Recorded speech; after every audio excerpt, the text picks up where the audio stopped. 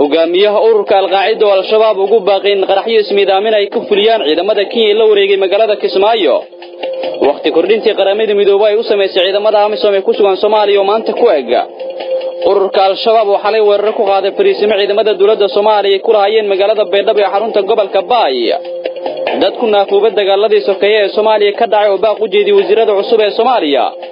maamulka Somaliland oo ku kala aragti duwanaaday soo magacaabista golaha wasiirada cusub ee Soomaaliya darawalada Soomaaliyeed ee ku dhaqan dalka Holland oo cabasho ka muujiyay kaamirooyinka qarsoon ee ku xiran hareeraha wadooyinka dalkaasi mid kamid ah salaadiinta Soomaaliyeed oo ka codsaday xildhibaanada baarlamaanka in codka kalsoonida ay siiyaan wasiirada cusub ee Soomaaliya jaaliyada Soomaaliyeed ee dalka Koonfur Afrika oo odayaasha Soomaaliyeed ee dalkaasi ku eedeysay inaysan waxba ka qaban isqabqabsiga u dhaxeeya dhalinyarada Soomaaliyeed ee dalkaasi ku ganacsada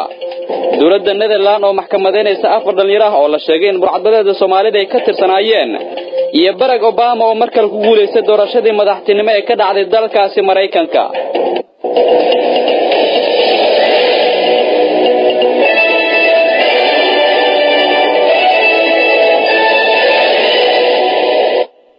waa subaxnimo Arbacada taariikhduna ay ku beegantahay 7 bisha November sanada 2012 markale subax wanaagsan dhageystayaal kuna soo dhawaada warkii oo faahfaahsan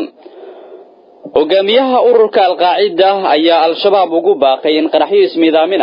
ay ku fuliyaan ciidamada Kenya ee la wareegay magaalada Kismaayo ee xarunta gobolka Jubbada Hoose Maxamed Cali Siyaad ayaa warkan faahfaahinaya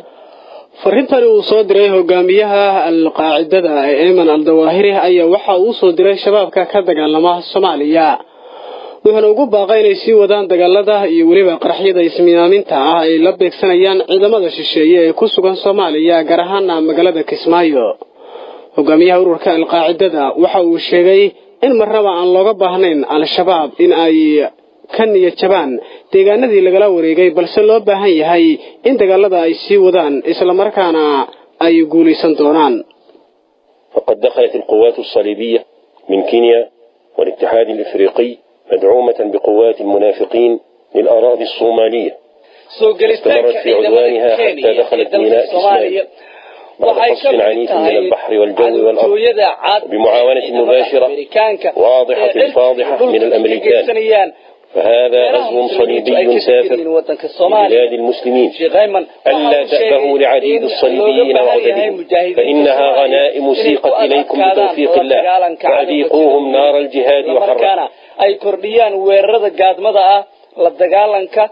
يولبا qaraxyo ismiidaamina oo laga fuliyo meelaha ay la wareegeen bishaaraysta waxaad maqli doontaan iyaga oo duloobay sida ay ugu jabeen dalal ay ka mid yihiin Iraq Afghanistan iyo waliba wadamo kale وتعقبوهم بحروب العصابات والكمائن والاستشهاديين وشردوا بهم من خلفهم بعون الله وقوته وأبشروا فإن القوم بفضل الله مخذولون هزموا في العراق وينسحبون من أفغانستان fariintan uu soo diray hogaamiyaha ururka Al-Qaacida Ayman al-Dawahiri ayaa waxa uu ku soo beegmaysaa xilli dhawaanahanba Al-Shabaab lagala wareegay deegaano badan oo kamid ah gobolada dalka Soomaaliya ay kala wareegeen ciidamada dawladda Soomaaliya oo garabsanaya kuwa midowga Afrika ee AMISOM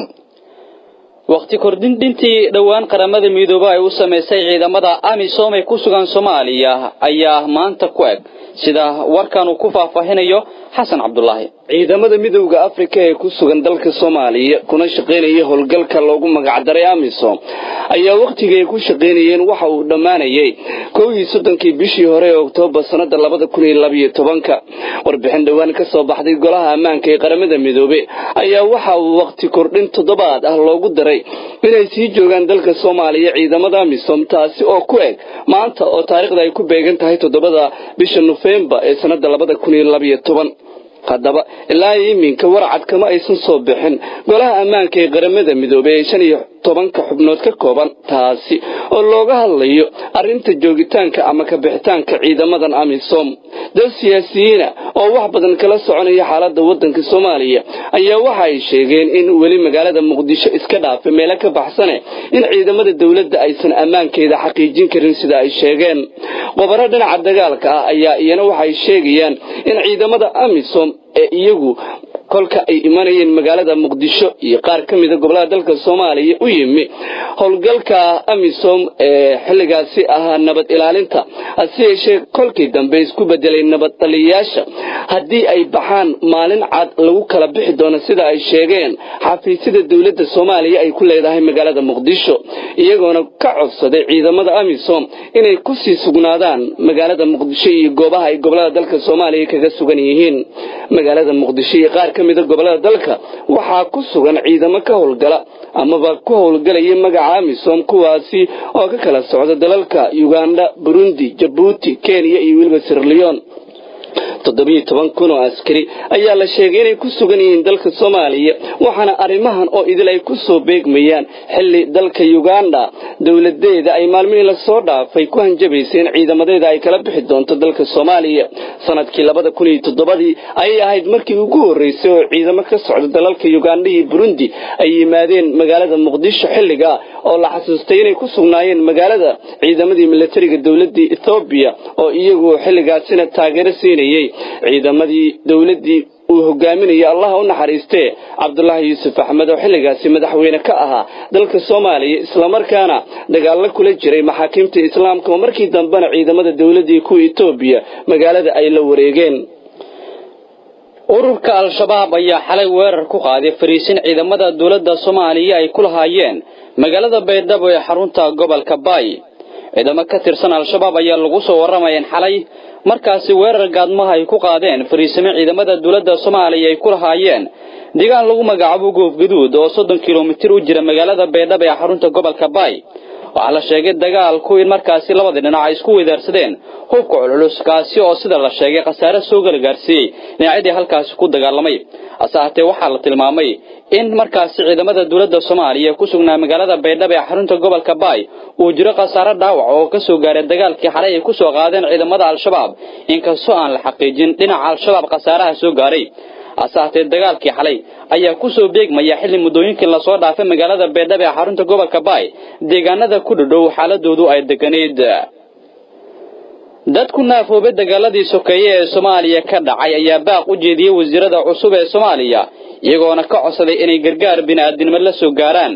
Saciid Yuusuf Cali ayaa faafaynta warkan la diyaara barakacayaasha naafada ee ku nool degmada Waaberi ayaa waxay cod dheer baaq ugu jeediyeen golaha wasiirada cusub ee xukuumadda ra'iisul wasaare Saciid ayagoona ugu baaqay ahmiyadda koowaad ay siiyaan dadka barakacayaasha naafada ee ku nool qayb ka mid ah magaalada Muqdisho Bashiir Sheekh Macalin oo ka mid ah dadka naafada ee ku nool degmada Waaberi oo la hadlay warbaahinta Risaale ayaa waxa ugu baaqay golaha wasiirada cusub ee xukuumadda ra'iisul wasaare Saciid in ahmiyadda koowaad ay siiyaan dadka barakacayaasha ee ku nool qayb kamida magaalada caasimadda ee Muqdisho anagoo ah naafo tabaalaysan oo degan degmada Waaberi in ay nala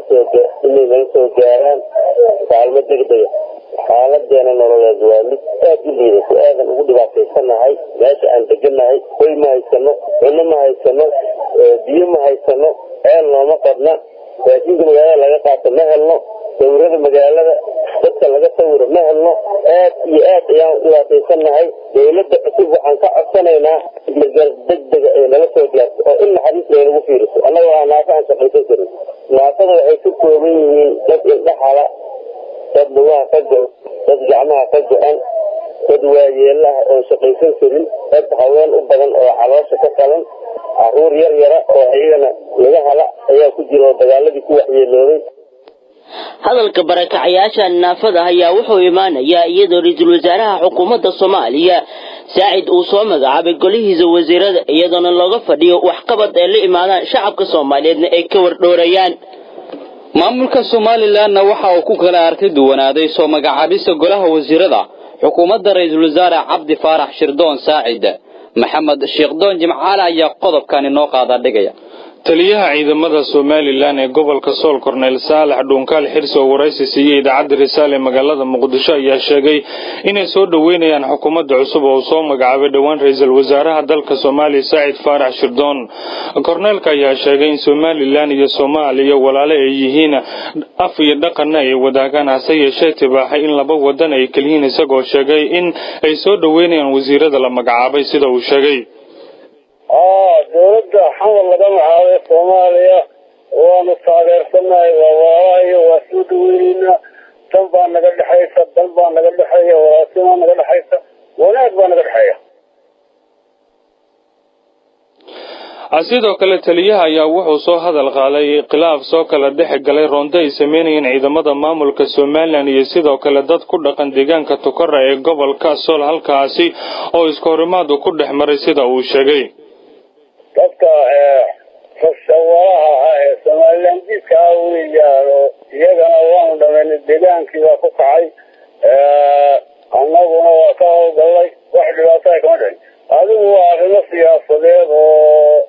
howlgallo ballaadan oo aan qaadnay wiigan muxuu ku saabsanaa marka howlgalkiina wuxuu ku saabsanaa doorashadii golaha deegaanka ee Jamhuuriyadda Soomaaliland baa soo dhow marka uu ka dhacayaa meel kasta oo Soomaaliland maca xuduudaha marka ciidamada marayay